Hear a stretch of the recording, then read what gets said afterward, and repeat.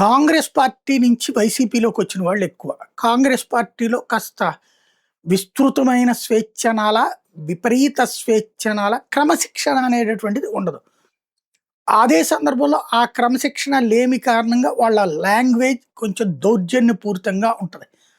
వాస్తవంగా అది ఆ ఏరియాలో అంటే వాళ్ళు ప్రత్యర్థిని డామినేట్ చేయడం కోసం చేసినాళ్ళు. వైసీపీ నాయకులకు గూడా అదే అలవాటు ఉంది. దాన్ని వాళ్ళు విధ్వంసకారులుగా, దుర్మార్గులుగా చూపించుకురావడంలో సక్సెస్ అయింది తెలుగుదేశం పార్టీ. అయితే ఇప్పుడు సీన్ కట్ చేస్తే తెలుగుదేశం పార్టీ నాయకులు దౌర్జన్యాలు అన్నటువంటిది ఓపెన్‌గా కనబడుతున్నాయి. మర్డర్ అటెంప్టుల దగ్గర నుంచి గొడవల దాకా.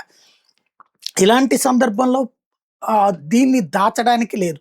ప్రింట్, ఎలక్ట్రానిక్ మీడియాలో అయితే వీళ్ళ దౌర్జన్యాలకు సంబంధించి అనంతపురం దగ్గర నుంచి, ఆళ్ళగడ్డ దగ్గర నుంచి ఇయన్నీ గూడా ఓపెన్ అప్ అయిన తర్వాత దాన్ని అదే వైసీపీ అయితే గనక రోజు దాన్ని గుర్తు చేస్తా వార్తలు రాస్తారు. టీడీపీ కాబట్టి దాన్ని డౌన్ ప్లే చేసి వార్తలు రాస్తారు.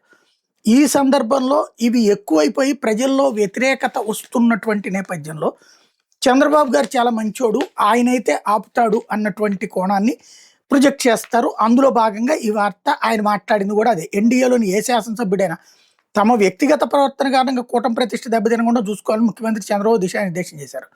ఎమ్మెల్యేలు, మంత్రులు సహా అంతా తమ సొంత సామర్థ్యంతో గెలిచి అసెంబ్లీకి రాలేదనే విషయాన్ని గుర్తుంచుకోవాలన్నారు.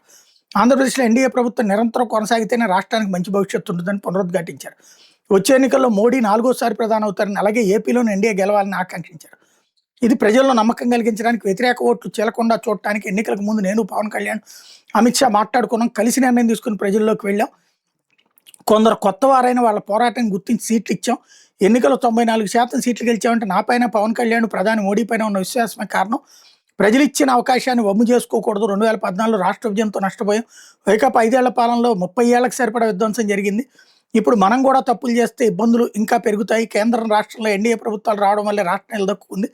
వైకాపా విధ్వంసం నుంచి బయటపడి ఊపిరి పీల్చుకుంటామంటే మన చొరవ, కేంద్ర సహకారమే కారణం. ఇది చాలా కీలక సమయం. ఏ వ్యక్తి వల్ల రాష్ట్రాభివృద్ధి ఆగిపోకూడదంటూ చంద్రబాబు స్పష్టం చేశారు అన్నటువంటి వార్తని హైలైట్ చేశారన్నమాట.